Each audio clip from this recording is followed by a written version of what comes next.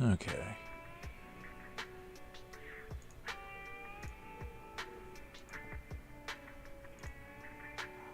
Alright, there's audio there. And there's audio there. Awesome.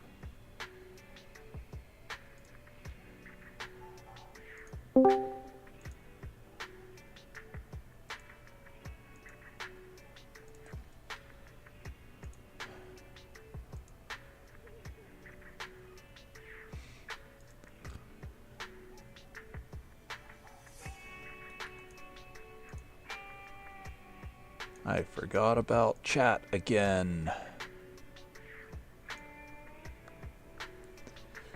Unfortunately, when the moving of a car happens is not my decision, or else it would have happened before I started. It instead has to happen at whatever time someone is leaving the house, because that's when there will be space for it to move.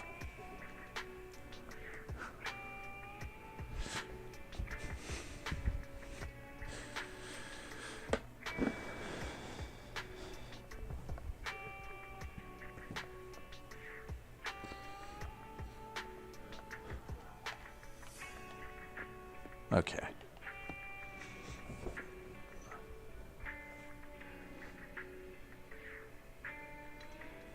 Oh, wow. Then you've made a pretty fair bit of progress since we talked last. As far as number of bosses remaining, as far as number of bosses remaining, you're at around the halfway point of the main game. As far as amount of places left to go, you're pretty close to the end. That being said, what is, in my opinion, the best area of the game is close by and easily missable.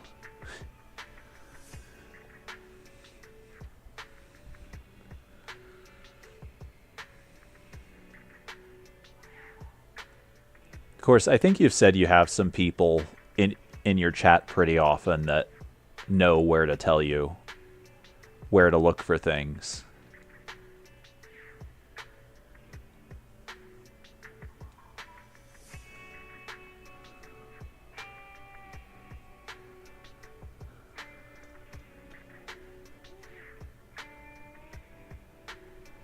Interesting. Morgott is... There's no good way to say this without making it sound like I'm saying, oh, he's easy and I'm good at the game. This isn't how I mean it. I didn't feel like Morgott was as, like, that difficult of a boss. Like, I feel like compared to other bosses you've already beaten, like, I feel like he was an easier boss than others you've already beaten before him.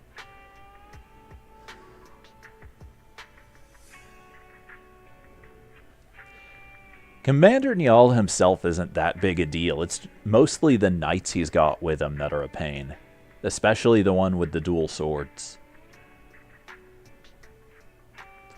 Like, I swear, that dual sword knight is the real boss in that room. Not the commander.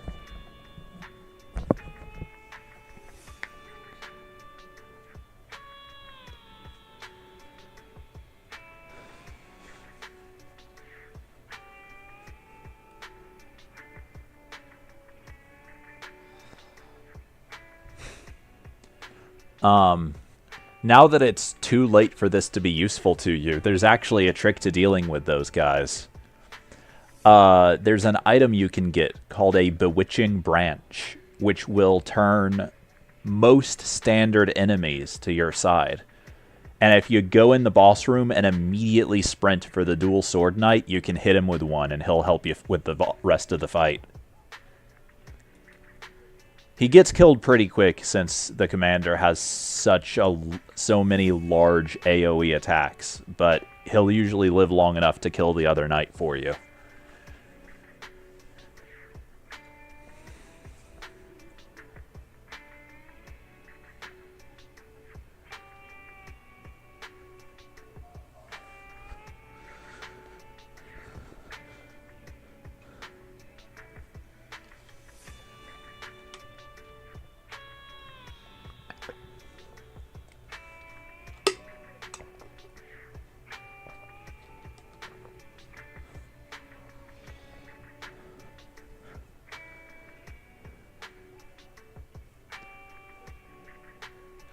Radahn is an interesting case.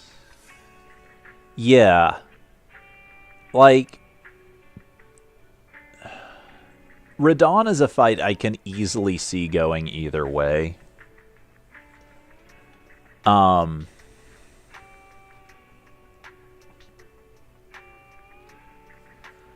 I know that he was pretty notorious when the game first released for his difficulty, and I know he got nerfed pretty early on, but I think he actually got buffed back up to how he had been originally.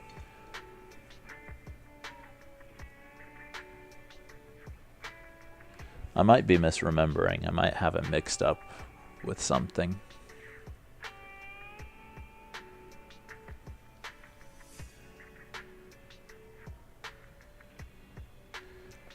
I think there are only a tiny I don't think there are 8 summons. I think there's only 5 or 6. You can just keep resummoning them as long, like, indefinitely, as many times as you need to.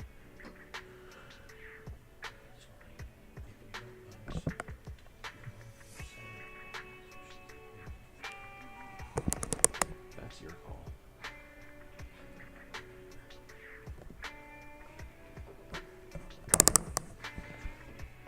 I'll be right back.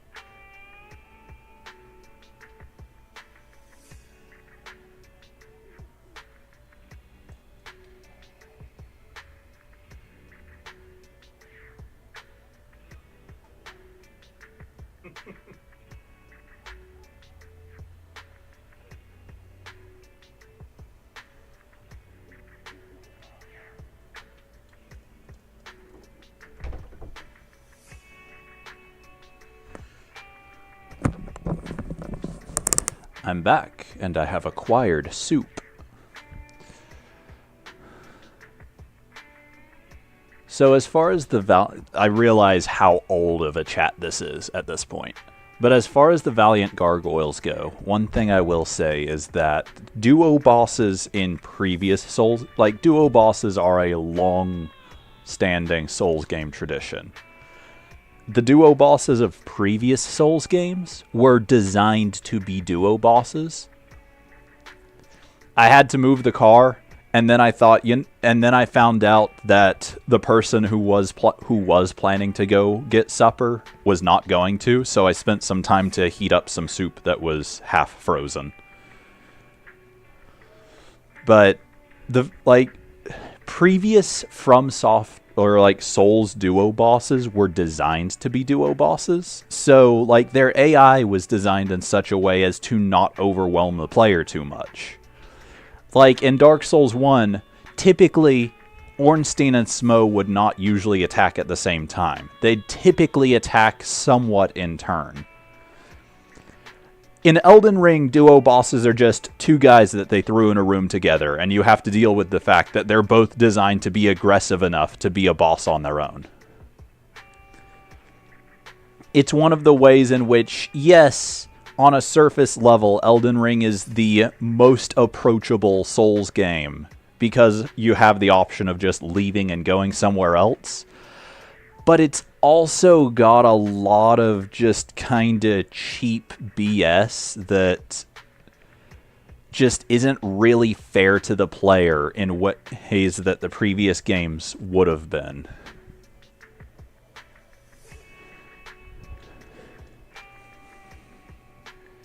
And you're just expected to deal with it because, well, you can just go somewhere else and level up and come back super overpowered.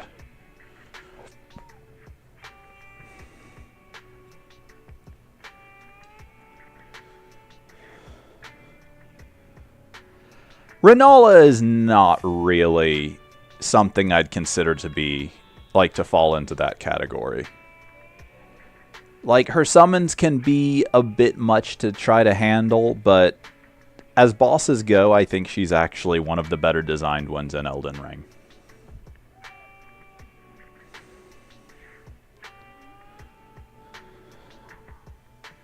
Oh, okay. I'm not actually sure who you're talking about. Maybe Malenia? Who, again, Malenia is actually a really well-designed fight. They just added a cheap gimmick mechanic to the fight that makes her not even more difficult, just more unfair. The fight itself is pretty well designed, I think. There's one, notorious, supposedly super difficult to deal with move. And it is difficult to deal with, but there are tricks you can use to get around it.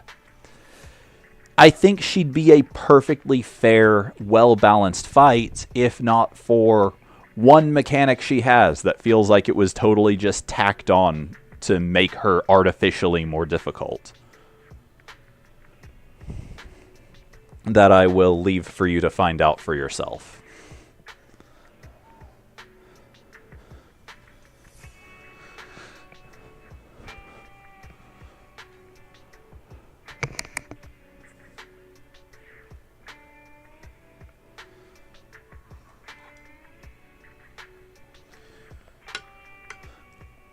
I'd also argue that she isn't even the hardest boss in Elden Ring.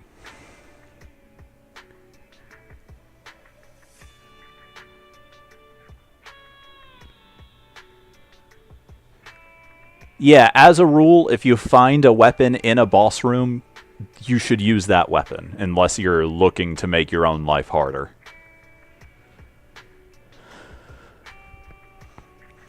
Dark Souls 2 did a similar thing, or not 2, 3. Dark Souls 3 did a similar thing with one of its bosses. Rykard is supposed to be a gimmick, supposed to be a gimmick fight. Yeah, honestly, even unupgraded, it just absolutely destroys him.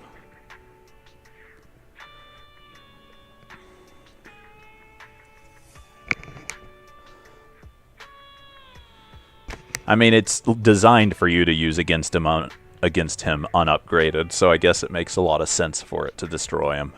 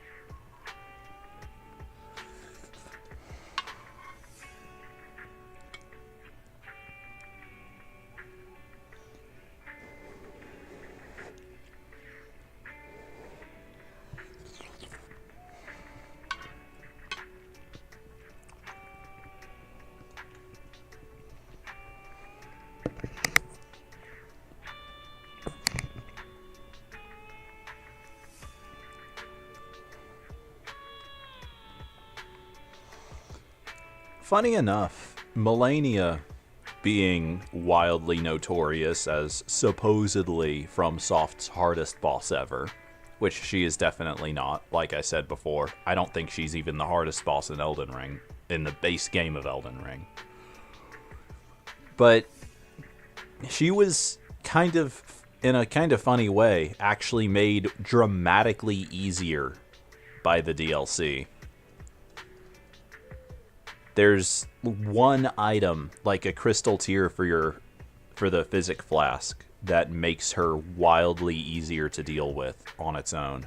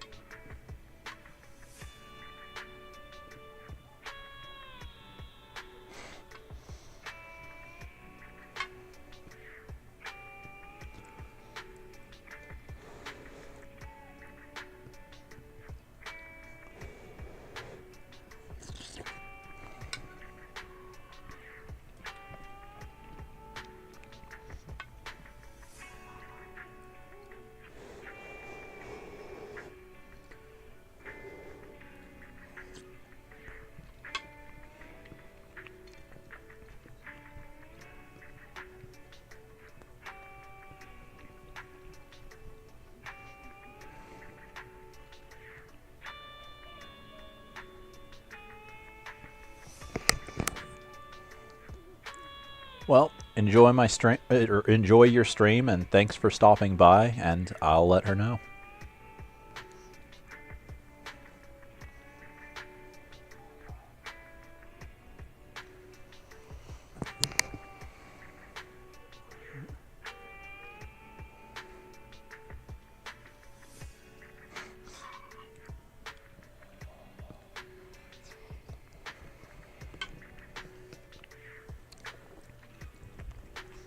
Mm.